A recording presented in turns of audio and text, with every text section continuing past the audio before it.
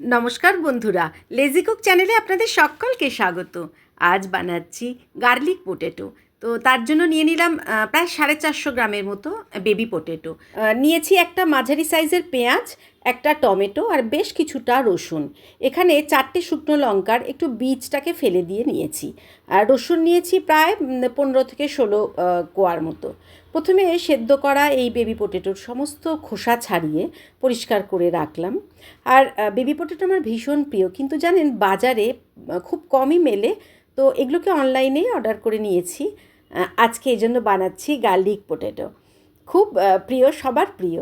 এর জন্য একটা শুকনো মশলা রেডি করলাম। এখানে হাফ চামচ করে মৌরি, গোটা জিরে, 10 থেকে 12টার মতো গোলমরিচ নিয়েছি, হাফ চামচ ধনে আর হাফ চামচ সর্ষে। এখানে হলুদ কালো দু রকমই সর্ষে মিশিয়ে রাখি, সেখান থেকে হাফ চামচ নিয়েছি।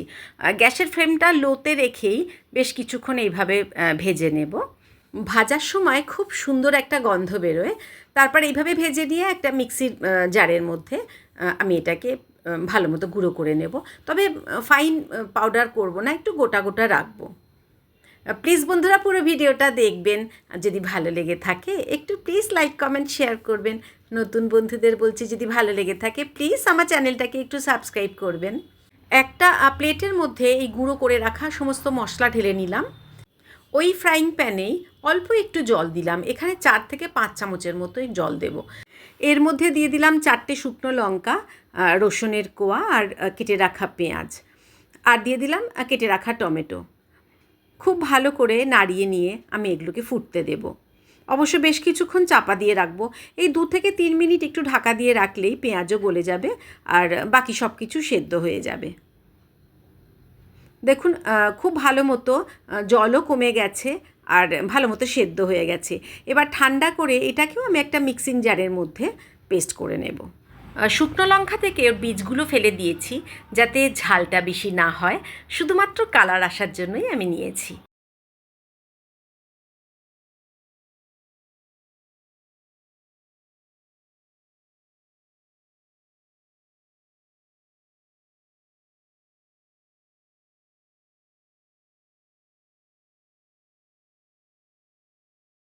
মিক্সিং জারে সব কিছু দিয়ে অল্প ঠান্ডা করে আমি পেস্ট করে নিলাম।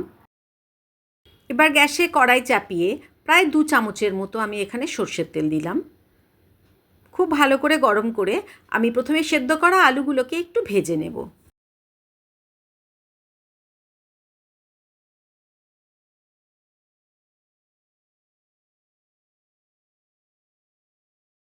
অল্প লাল লাল করে ভেজে আমি এই আলু তুলে নিলাম।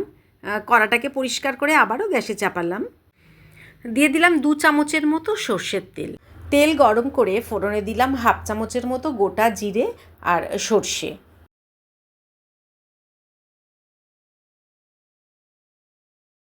এবার দিয়ে দিলাম বেশ কিছুটা কারি পাতা।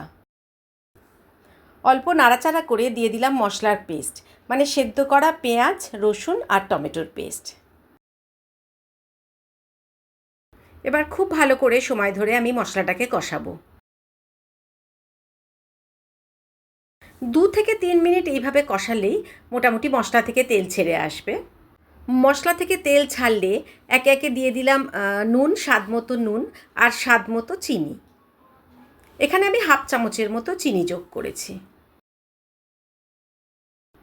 খুব ভালো করে আবারও কষাবো। এখানে আমি জল ব্যবহার করব না, এই মশলার সঙ্গেই সেদ্ধ করা আলু কষালেই হয়ে যাবে আজকের এই গার্লিক পটেটো। এবার দিয়ে দিলাম হাফ চামচ হলুদ গুঁড়ো আর হাফ চামচ কাশ্মীরি রেড চিলি পাউডার। আবারও নাড়াবো। মশলা খুব ভালো করে কষিয়ে নিয়েছি। এবার দিয়ে দিলাম সেদ্ধ করে রাখা ভেজে রাখা আলু। এবার আলুর সঙ্গে মশলা খুব ভালো করে মিশিয়ে নেব। রান্নাটা করতে খুব বেশি সময় লাগে না। এবার গ্যাসের ফ্লেমটাকে লোতে রেখেই খুব ভালো করে কষিয়ে নেব। এই রান্নাটা করতে বেশি সময় লাগে না, কারণ মিক্সিতে তো মশলা বেটেই নিলাম আর আলুও সেদ্ধ করে রাখা। রান্না প্রায় শেষ। এবার দিয়ে দিলাম গুঁড়ো করে রাখা মশলা। এখানে আমি 2 চামচ গুঁড়ো মশলা যোগ করলাম। এটাও খুব ভালো করে মিশিয়ে নেব। এই সময় গ্যাসের ফ্লেমটাকে একদম লোতেই রাখবো। খুব কম সময়ে বানিয়ে নেওয়া সুস্বাদু একটা রেসিপি, টক ঝাল মিষ্টি সব রকম স্বাদে ভরা এই গার্লিক পটেটো ডিনার ব্রেকফাস্ট সব কিছুতেই খুব ভালো যায়। এমনকি টিফিন, বাচ্চাদের টিফিন কিংবা হাজব্যান্ডের টিফিনেও খুব ভালো মতো দেওয়া যায়। নামানোর আগে খুব অল্প একটু ধনেপাতা কুচি দিয়ে নামিয়ে নেব। খেতে অপূর্ব লাগে বন্ধুরা, রুটি, পরোটা, লুচি যে কোনো কিছুর সঙ্গেই, ভাতের সঙ্গেও খাওয়া যায়। বন্ধুরা প্লিজ একবার ট্রাই করবেন, বলবেন আজকের এই রেসিপি কেমন লাগলো। যদি ভালো লেগে থাকে আমার হাতের এই গার্লিক পটেটো, প্লিজ একটু লাইক কমেন্ট শেয়ার করবেন, একটু কমেন্ট বক্সে জানাবেন কেমন লাগলো। আর নতুন বন্ধুদের বলছি আবারও, যদি ভালো লেগে থাকে প্লিজ আমার চ্যানেলটাকে একটু সাবস্ক্রাইব করবেন। নামানোর পরে আমি একটা কাঁচা লঙ্কাকে বেশ কয়েক টুকরো করে সেগুলোকে দিয়ে দিলাম, আর একটা লেবুকে অর্ধেক করে সেই অর্ধেক লেবুর রস আমি ওপর থেকে ছড়িয়ে দিলাম।